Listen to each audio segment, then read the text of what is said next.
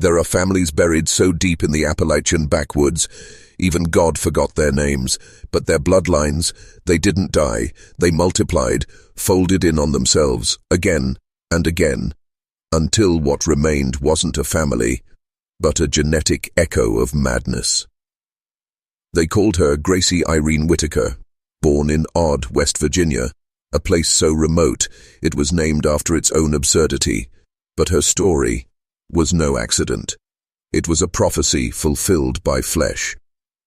Gracie wasn't just born into inbreeding, she was its vessel. Her parents were first cousins. Their parents, twin brothers.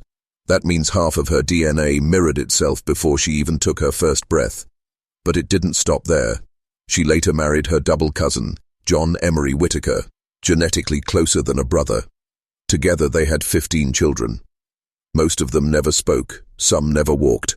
Their eyes wandered in different directions, their limbs moved with eerie, disjointed effort, like puppets controlled by broken strings. One child only grunted, another could not chew. But no one came. No one intervened, because in that part of West Virginia, this wasn't sin, this was survival. There were no doctors, no diagnoses, just whispers. Locals said they were touched, some said off, but the truth was far darker. This was the American aristocracy of deformity, a silent dynasty created by generations of closed doors and shared blood, and beneath it all was a belief older than law, that keeping it in the family kept outsiders out.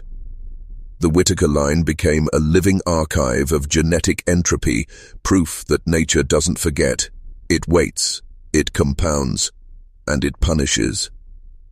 Gracie died in the same house she was born in, surrounded by silence. A silence that carried across generations. Her name never made headlines, but her DNA did. Even now, her descendants walk those woods.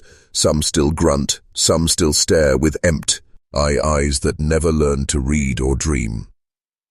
And still, no one speaks of it publicly, because to confront it is to admit a truth most Americans fear, that the rot doesn't come from foreign soil. It grows right here, on our own ancestral lands.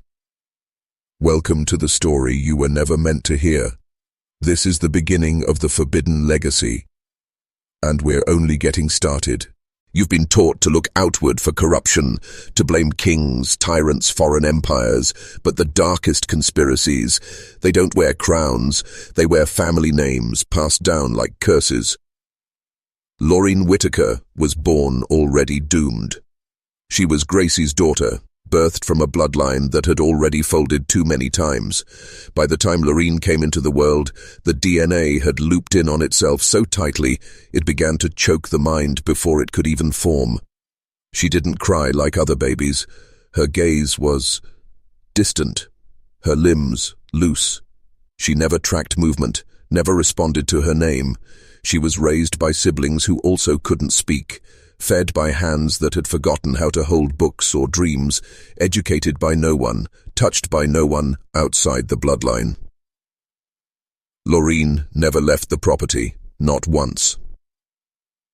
She spent over 4 decades on the same patch of earth, breathing the same Appalachian air, speaking to no one but kin, too impaired to truly speak back.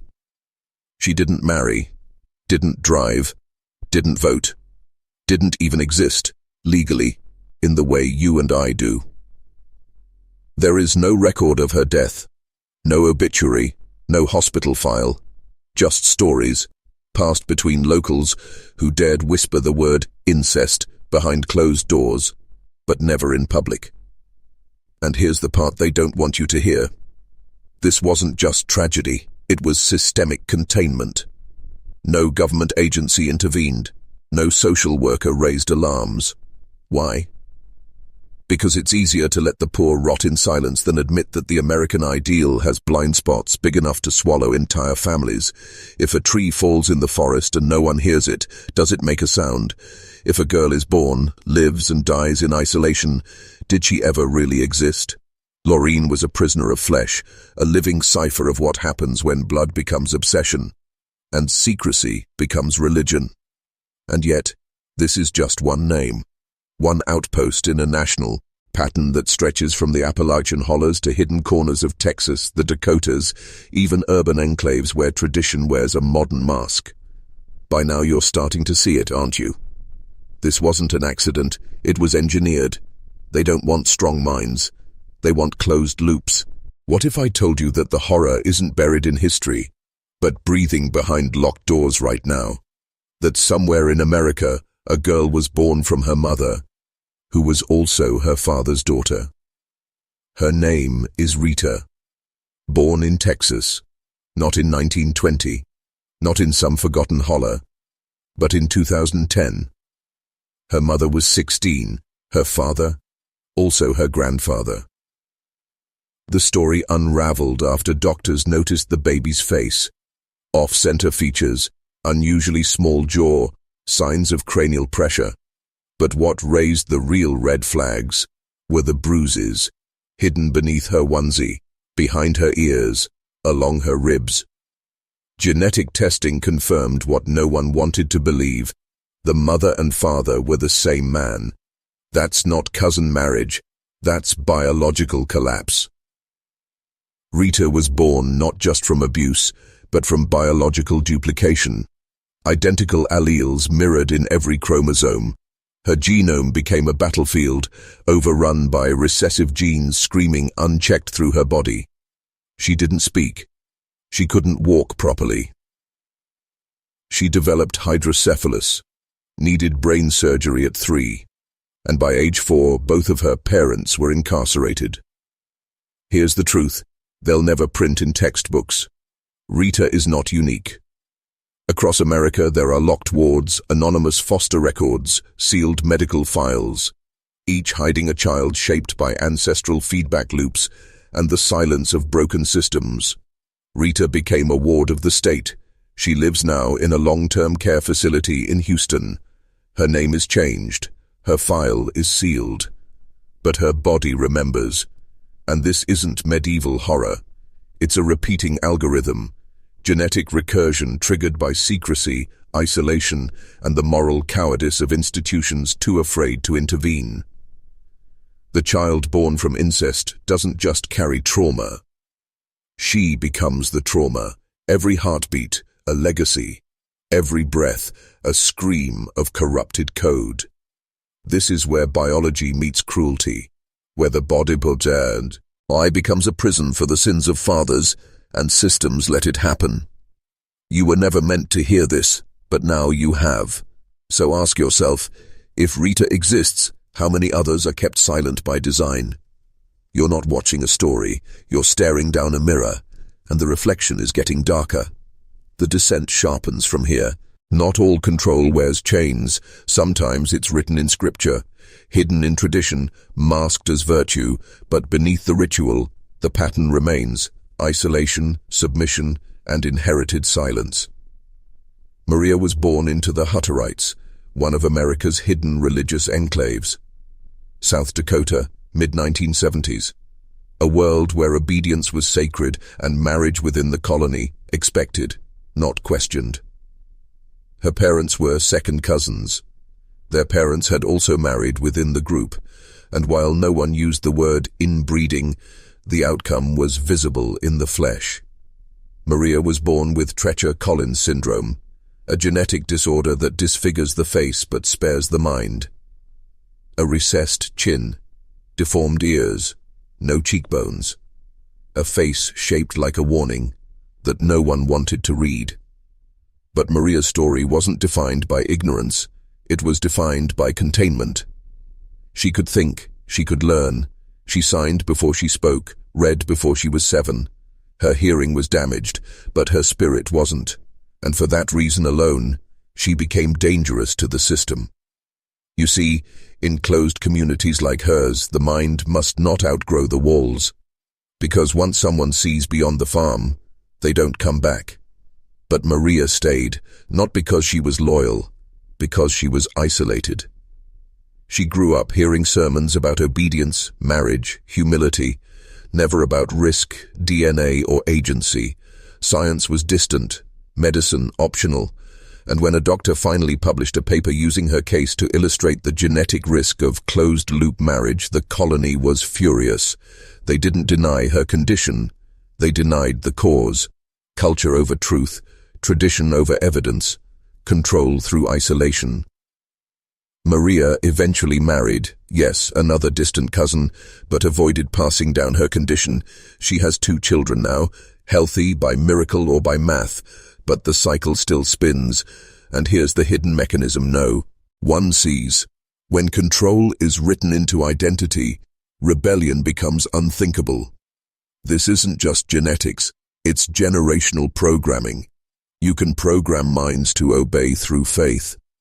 You can program families to stay silent through shame. But the most effective control system? Make them believe the cage is holy. Maria survived, but thousands don't. Because when culture becomes a closed circuit, truth suffocates. And what you're watching now isn't history. It's a live feed of ancient control systems still running under new names. And they were counting on you, never noticing. You were told that America is free, that your choices are your own. But in the shadows, bloodlines are still managed, not by kings or cults, but by ideology wrapped in ancestry, passed quietly from generation to generation like a virus in the name of virtue. Linda was born in Houston, 2011, to a married couple who loved each other and were first cousins. They were immigrants from the Middle East, where cousin marriage isn't taboo. It's tradition, a way to keep land, wealth, honor, and blood contained.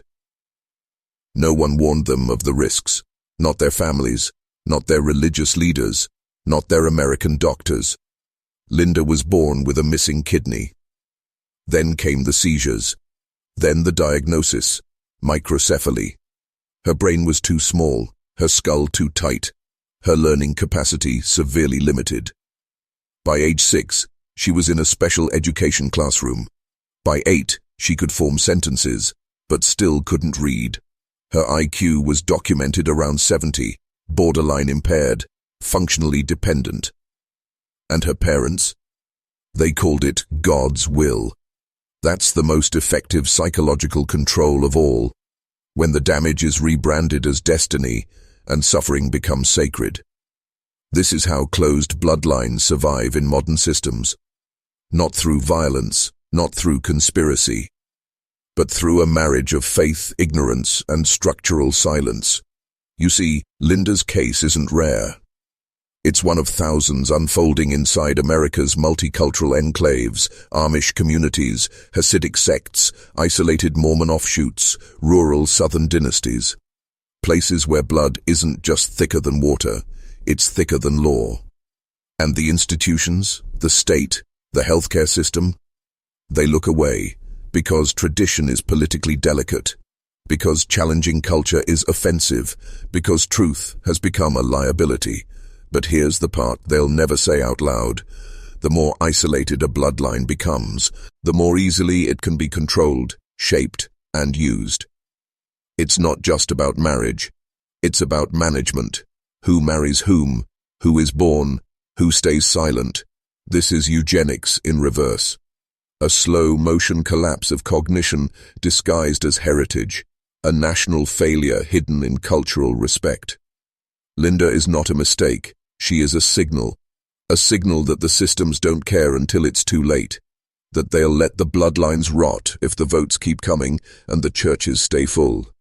You've seen 5 stories, 5 warnings, but the final descent begins now. By now you're realizing this isn't about one family, one town, or one tradition. It's a map, and every point on that map bleeds the same truth. When bloodlines tighten, minds collapse, and the system wins. You were taught that freedom is about choice. But how free is a mind shaped by generations of silence, shame, and sacred obedience? Gracie, Laureen, Rita, Maria, Linda. 5 women, 5 different paths. But one single thread pulls them all downward: institutional neglect. Because here's the forbidden reality. It's not that the system didn't know. It's that the system benefits from not knowing. Each time a child is born into a closed loop, be it in the Appalachian woods, a religious colony, or an urban immigrant quarter, and suffers, no alarms go off, no federal agents swoop in, no emergency councils form. There is no outrage. Why? Because the cost of confronting truth is higher than the cost of allowing generational suffering. Here's how it works. Family secrecy hides the truth. Cultural norms protect the secrecy. Institutions defer to culture. And the child is buried in bureaucracy. What we're witnessing is not a collection of tragedies. It's a maintenance protocol. A control system that doesn't just tolerate collapse. It requires it. Because collapsed minds don't revolt. They don't question. They don't remember. A woman born into severe inbreeding may never learn to read, speak, or understand what was taken from her. And in that vacuum, there's no lawsuit, no uprising, no reckoning, just silence. And silence is the ultimate currency of control. Think of it like this. Every time a bloodline folds into itself and produces a broken body, an impaired mind, a muted voice, the system gains another ghost. A soul that can't speak truth, can't testify, can't expose. Multiply that across states, across cultures, across decades. And what you get is a shadow population. Not dead, not living, just contained. But you're not meant to be one of them. You're watching this because something inside you rejects the silence.